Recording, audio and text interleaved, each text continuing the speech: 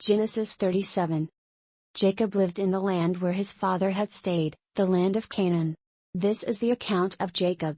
Joseph, a young man of 17, was tending the flocks with his brothers, the sons of Bilhah and the sons of Zilpah, his father's wives, and he brought their father a bad report about them. Now Israel loved Joseph more than any of his other sons, because he had been born to him in his old age, and he made a richly ornamented robe for him.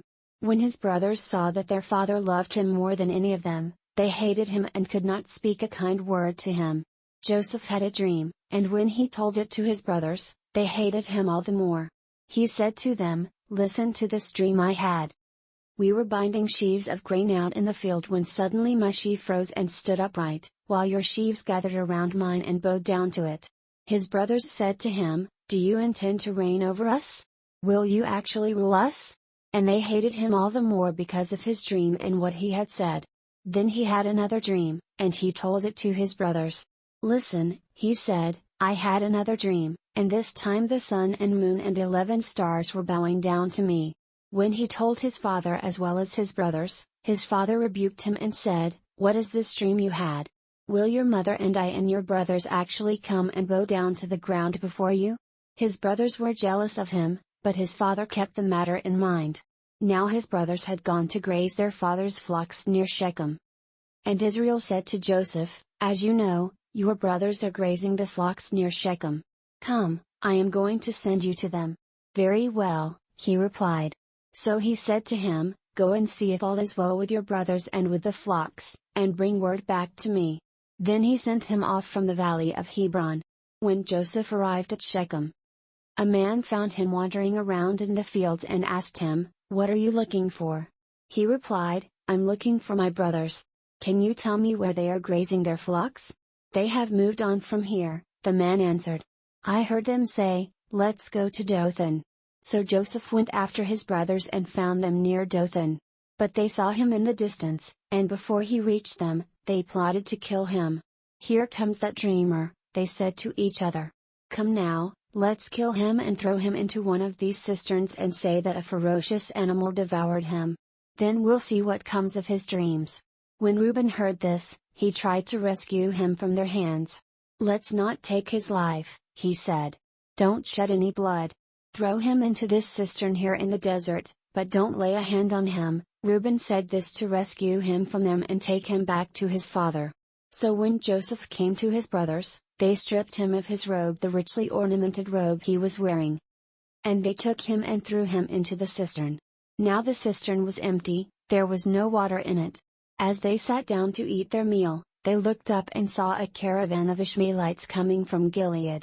Their camels were loaded with spices, balm and myrrh, and they were on their way to take them down to Egypt. Judah said to his brothers, "What will we gain if we kill our brother and cover up his blood? Come, let's sell him to the Ishmaelites and not lay our hands on him. After all, he is our brother, our own flesh and blood." His brothers agreed. So when the Midianite merchants came by, his brothers pulled Joseph up out of the cistern and sold him for 20 shekels of silver to the Ishmaelites, who took him to Egypt. When Reuben returned to the cistern and saw that Joseph was not there, he tore his clothes. He went back to his brothers and said, "The boy isn't there. Where can I turn now?" Then they got Joseph's robe, slaughtered a goat and dipped the robe in the blood. They took the ornamented robe back to their father and said, "We found this. Examine it to see whether it is your son's robe." He recognized it and said, "It is my son's robe. Some ferocious animal has devoured him. Joseph has surely been torn to pieces." Then Jacob tore his clothes, put on sackcloth and mourned for his son many days. All his sons and daughters came to comfort him, but he refused to be comforted. "No," he said, "in mourning will I go down to the grave to my son." So his father wept for him. Meanwhile, the Midianites sold Joseph in Egypt to Potiphar, one of Pharaoh's officials, the captain of the guard. Genesis 38. At that time, Judah left his brothers and went down to stay with a man of Adullam named Hirah. There Judah met the daughter of a Canaanite man named Shua. He married her and lay with her. She became pregnant and gave birth to a son, who was named Er. She conceived again and gave birth to a son and named him Onan. She gave birth to still another son and named him Shelah. It was at Kizib that she gave birth to him. Judah got a wife for his firstborn, and her name was Tamar. But Judah's firstborn, was wicked in the Lord's sight, so the Lord put him to death. Then Judah said to Onan, "Lie with your brother's wife and fulfill your duty to her as a brother-in-law to produce offspring for your brother." But Onan knew that the offspring would not be his, so whenever he lay with his brother's wife, he spilled his semen on the ground to keep from producing offspring for his brother. What he did was wicked in the Lord's sight, so he put him to death also. Judah then said to his daughter-in-law Tamar, "Live as a widow in your father's house until my son Shelah grows up." For he thought, he may die too, just like his brothers. So Tamar went to live in her father's house. After a long time Judah's wife, the daughter of Shua, died. When Judah had recovered from his grief, he went up to Timnah, to the men who were shearing his sheep, and his friend Hiram the Adullamite went with him. When Tamar was told, "Your father-in-law is on his way to Timnah to shear his sheep," she took off her widow's clothes, covered herself with a veil to disguise herself, and then sat down at the entrance to Enaim, which is on the road to Timnah. For she saw that, though Shelah had now grown up, she had not been given to him as his wife. When Judah saw her, he thought she was a prostitute, for she had covered her face. Not realizing that she was his daughter-in-law, he went over to her by the roadside and said, "Come now, let me sleep with you." "And what will you give me to sleep with you?" she asked. "I'll send you a young goat for my flock," he said. "Will you give me something as a pledge until you send it?" she asked. He said, "What pledge should I give you?" "Your seal and its cord, and the staff in your hand," she answered. So he gave them to her and slept with her, and she became pregnant by him. After she left, she took off her veil and put on her widow's clothes again. Meanwhile Judah sent the young goat by his friend the Adullamite in order to get his pledge back from the woman, but he did not find her. He asked the men who lived there, "Where is the shrine prostitute who was beside the road at Enaim?" "There hasn't been any shrine prostitute here," they said. So he went back to Judah and said, "I didn't find her." Besides, the men who lived there said, "There hasn't been any shrine prostitute here." Then Judah said, "Let her keep what she has, or we will become a laughingstock. After all, I did send her this young goat, but you didn't find her." About 3 months later Judah was told, "Your daughter-in-law Tamar is guilty of prostitution, and as a result she is now pregnant." Judah said, "Bring her out and have her burned to death." As she was being brought out, she sent a message to her father-in-law. "I am pregnant by the man who owns these," she said. And she added, "See if you recognize whose seal and cord and staff these are." Judah recognized them and said, "She is more righteous than I, since I wouldn't give her to my son Shelah." And he did not sleep with her again. When the time came for her to give birth, there were twin boys in her womb. As she was giving birth, one of them put out his hand, so the midwife took a scarlet thread and tied it on his wrist and said, "This one came out first." But when he drew back his hand, his brother came out, and she said, "So this is how you have broken out." And he was named Perez. Then his brother, who had the scarlet thread on his wrist, came out and he was given the name Zerah. Genesis 39. Now Joseph had been taken down to Egypt. Potiphar, an Egyptian who was one of Pharaoh's officials, the captain of the guard, bought him from the Ishmaelites who had taken him there. The Lord was with Joseph and he prospered, and he lived in the house of his Egyptian master. When his master saw that the Lord was with him and that the Lord gave him success in everything he did, Joseph found favor in his eyes and became his attendant. Potiphar put him in charge of his household, and he entrusted to his care everything he owned.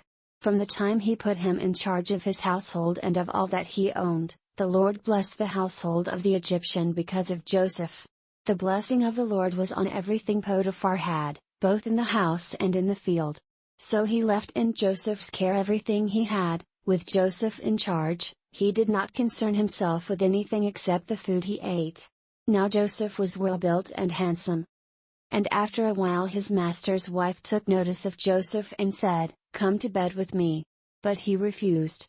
"With me in charge," he told her, "my master does not concern himself with anything in the house, everything he owns he has entrusted to my care.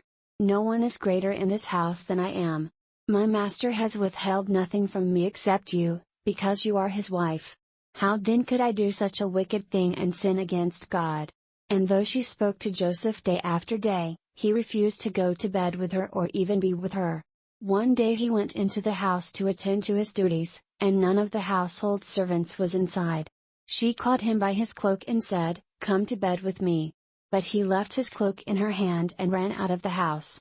When she saw that he had left his cloak in her hand and had run out of the house, she called her household servants.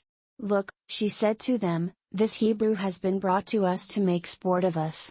He came in here to sleep with me, but I screamed. When he heard me scream for help, he left his cloak beside me and ran out of the house." She kept his cloak beside her until his master came home. Then she told him this story: "That Hebrew slave you brought us came to me to make sport of me. But as soon as I screamed for help, he left his cloak beside me and ran out of the house." When his master heard the story his wife told him, saying, "This is how your slave treated me," he burned with anger. Joseph's master took him and put him in prison, the place where the king's prisoners were confined. But while Joseph was there in the prison, the Lord was with him. He showed him kindness and granted him favor in the eyes of the prison warden. So the warden put Joseph in charge of all those held in the prison, and he was made responsible for all that was done there. The warden paid no attention to anything under Joseph's care, because the Lord was with Joseph and gave him success in whatever he did. Genesis 40. Some time later, the cupbearer and the baker of the king of Egypt offended their master, the king of Egypt. Pharaoh was angry with his two officials, the chief cupbearer and the chief baker, and put them in custody in the house of the captain of the guard, in the same prison where Joseph was confined. The captain of the guard assigned them to Joseph, and he attended them. After they had been in custody for some time, each of the two men, the cupbearer and the baker of the king of Egypt, who were being held in prison, had a dream the same night, and each dream had a meaning of its own. When Joseph came to them the next morning, he saw that they were dejected. So he asked Pharaoh's officials who were in custody with him in his master's house, "Why are your faces so sad today?" "We both had dreams," they answered, "but there is no one to interpret them." Then Joseph said to them, "Do not interpretations belong to God? Tell me your dreams." So the chief cupbearer told Joseph his dream. He said to him, "In my dream I saw a vine in front of me, and on the vine were 3 branches. As soon as it budded, it blossomed, and its clusters ripened into grapes. Pharaoh's cup was in my hand, and I took the grapes, squeezed them into Pharaoh's cup and put the cup in his hand." "This is what it means," Joseph said to him. "The 3 branches are 3 days. Within 3 days Pharaoh will lift up your head and restore you to your position, and you will put Pharaoh's cup in his hand, just as you used to do when you were his cupbearer. But when all goes well with you, remember me and show me kindness, mention me to Pharaoh and get me out of this prison. For I was forcibly carried off from the land of the Hebrews, and even here I have done nothing to deserve being put in a dungeon." When the chief baker saw that Joseph had given a favorable interpretation, he said to Joseph, "I too had a dream. On my head were 3 baskets of bread. In the top basket were all kinds of baked goods for Pharaoh, but the birds were eating them out of the basket on my head." "This is what it means," Joseph said. "The 3 baskets are 3 days. Within 3 days Pharaoh will lift off your head and hang you on a tree. And the birds will eat away your flesh." Now the 3rd day was Pharaoh's birthday, and he gave a feast for all his officials. He lifted up the heads of the chief cupbearer and the chief baker in the presence of his officials. He restored the chief cupbearer to his position, so that he once again put the cup into Pharaoh's hand. But he hanged the chief baker, just as Joseph had said to them in his interpretation. The chief cupbearer, however, did not remember Joseph, he forgot him.